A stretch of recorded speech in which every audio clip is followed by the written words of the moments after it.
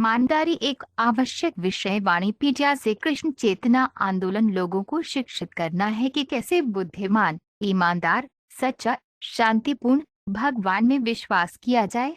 ये किसी विशेष राष्ट्र या विशेष धार्मिक व्यवस्था के लिए नहीं है। यह एक विज्ञान है। कोई भी व्यक्ति बहुत ईमानदार नागरिक बन सकता है, ईमानदारी से व्यापार कर सकता है, पैसा कमा सकता है और बहुत सम्मानपूर्वक जीवन जी सकता है। लेकिन नहीं, किसी ने चोरी करना सीख लिया है। सरकार ये नहीं है कहती कि चोर बनो और जेल खाने में जाओ।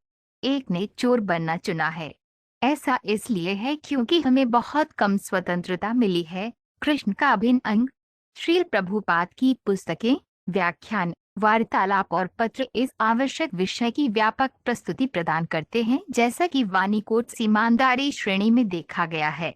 उनकी पुस्तकों का परिचय निम्नलिखित 16 उद्धरणों में दिया गया है। श्रील प्रभुपाद की पुस्तकों से उद्धरण। इस भौतिक संसार में जीवन का सबसे उत्तम तरीका केवल मेरी, कृष्ण की दिव्य प्रेमयी सेवा के प्रति समर्पित होना और अपने विशेष पद के निर्धारित कर्तव्यों को ईमानदारी से निष्पादित करना है। कृष्ण पुस्तक, अध्याय 73। देवता के सामने, अग्नि के सामने, आध्यात्मिक गुरुवार के सामने और वैष्णवों के सामने ईमानदार शिष्य सभी पापी गतिविधियों से दूर रहने का वादा करता है। इसलिए उसे दोबारा पापूर्ण कार्य नहीं करना चाहिए और इस प्रकार परेशानी वाली स्थिति पैदा नहीं करनी चाहिए। श्रीमद्भागवत 8.4-15। प्रत्येक व्यक्ति निडर और ईमानदार व्यक्ति बन सकता है यदि जीवन के प्रत्येक क्रम के लिए निर्धारित कर्तव्य का पालन करके उसका अस्तित्व ही शुद्ध हो जाए। कोई व्यक्ति वैदिक निर्देशों का निष्ठापूर्वक श्रवण करके और भगवान की भक्ति पूर्वक सेवा करके वैदिक ज्ञान के सार को आत्मसात करके अपने निर्धारित कर्तव्य में स्थिर हो सकता है। श्रीमद्भागवत 2.2-5। व्यक्ति को अपनी योग्यता के अनुसार ईमानदारी से कार्य करना चाहिए।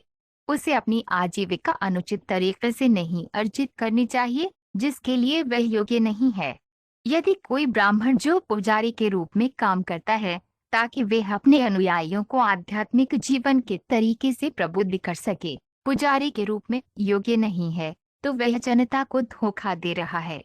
किसी को भी ऐसे अनुचित तरीकों से कमाई नहीं करनी चाहिए। यही बात क्षत्रिय या वैश्य पर भी लागू होती है। श्रीमद्भागवत 3.30-33। एक वैश्य कृषि, गोरक्षा और कुछ व्यापार के माध्यम से भी ईमानदारी से पैसा कमाता है। हालांकि यदि किसी शूद्र को धन मिलता है तो वह इसे बिना किसी भेदभाव के खुले दिल से खर्च करेगा या बिना किसी उद्देश्य के इसे जमा करेगा। श्रीमद्भागवत 5.26-36। भौतिक संसार में हमारे पास कई तरीकों से धन और संपत्ति होती है, लेकिन कभी कभी बहुत ईमानदार और पवित्र तरीकों से नहीं, क्योंकि धन संचय करने की प्रकृति यही है। इसलिए वैदिक आदेश के अनुसार व्यक्ति को ब्राह्मणों को गाय और सोना दान देकर ऐसे धन को शुद्ध करना चाहिए। कृष्ण पुस्तक, अध्याय 5। आम आदमी बारिश के असमान वितरण को हमारे पापूर्ण कृत्यों के लिए प्रकृति के प्रकोप का प्रतीक मानता है। इसमें सच्चाई है। इस प्रकार राज्य द्वारा जुटाए गए करों का समान वितरण करने के लिए नागरिकों को ईमानदारी से ईमानदार और सदाचारी होने की आवश्यकता है। उन्हें राज्य को करों के भुगतान में ईमानदार होना चाहिए और प्रशासन को देखने के लिए उनके पास ईमानदार प्रतिनिधि होने चाहिए।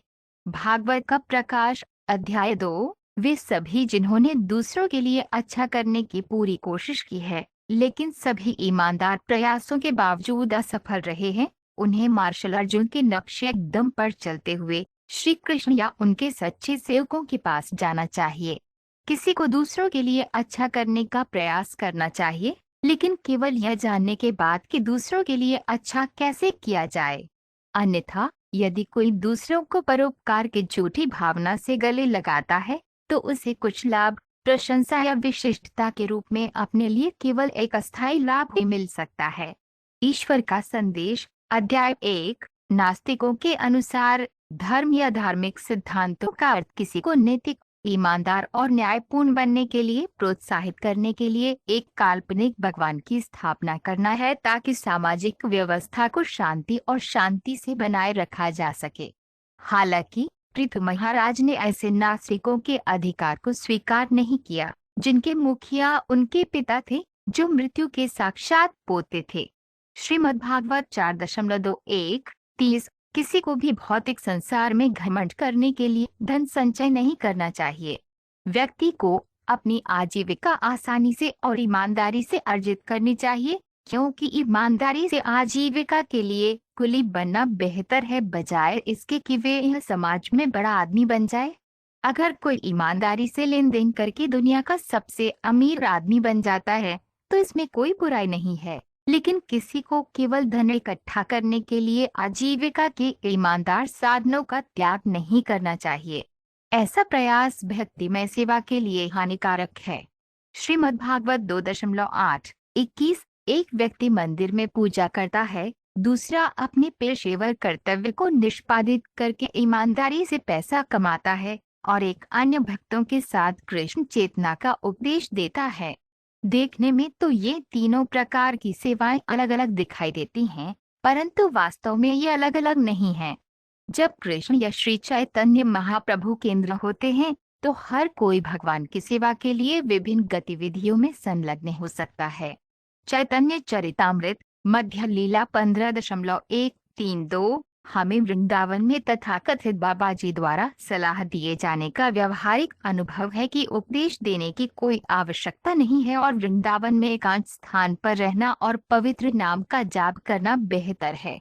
ऐसे बाबा जी ये नहीं जानते कि यदि कोई उपदेश देने में या भगवान के परम व्यक्तित्व की महिमा करने में लगा हुआ है तो उपदेशक की अच्छी प्रतिष्ठा स्वतः ही उसके पीछे आ जाती है। इसलिए किसी को भी वृंदावन में अय्याशी का जीवन जीने के लिए गृहस्थ का ईमानदार जीवन समय से पहले नहीं छोड़ना चाहिए। श्री सुखदेव गोस्वामी की घर छोड़कर कृष्ण की खोज में जंगल में जाने की सलाह परिपक्व व्यक्तियों के लिए नहीं है।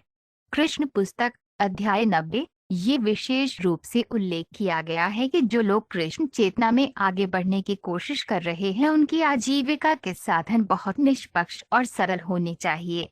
यहाँ बताया गया है कि जो व्यक्ति अनुचित साधनों केवलेना से अपनी आजीविका कमाता है उसे घोर नरक लोक में भेजा जाता है। अन्यथा यदि कोई अपने परिवार का पालन पोषण निर्धारित तरीकों और ईमानदार तरीकों से करता है तो उसे पारिवारिक व्यक्ति होने में कोई आपत्ति नहीं है। श्रीमद्भागवत 3.30-33 सरकार के नेताओं को बहुत ईमानदार और धार्मिक होना चाहिए, क्योंकि अन्यथा राज्य के सभी मामलों को नुकसान होगा। दुर्भाग्य से लोकतंत्र के नाम पर दुष्ट और चोर सरकार में सबसे महत्वपूर्ण पदों पर अन्य दुष्टों और चोरों को चुन रहे हैं। श्रीमद्भागवत 6.2-3 तीसरा आदमी जो $100 का बिल देखता है वह उसे उठा सकता है, उस आदमी को ढूंढ सकता है जिसने इसे खोया है और उसे दे सकता है। ये आदमी अपने लिए खर्च करने के लिए पैसे नहीं चुराता, न ही इसकी उपेक्षा करता है और इसे सड़क पर पड़ा रहने देता है। इसे लेकर और इसे उस आदमी तक पहुंचाकर जिसने इसे खो दिया है। ये आदमी ईमानदार और बुद्धिमान दोनों है। निर्देश का अमृत पाठ 2 चाणक्य पंडित कहते हैं कि यदि कोई ईमानदार व्यक्ति किसी बड़े धोखेबाज के साथ व्यवहार करता है तो उसके लिए भी धोखेबाज बनना आवश्यक है, धोखा देने के उद्देश्य से नहीं बल्कि अपने उपदेश को सफल बनाने के लिए। श्रीमद्भागवत 7.5-7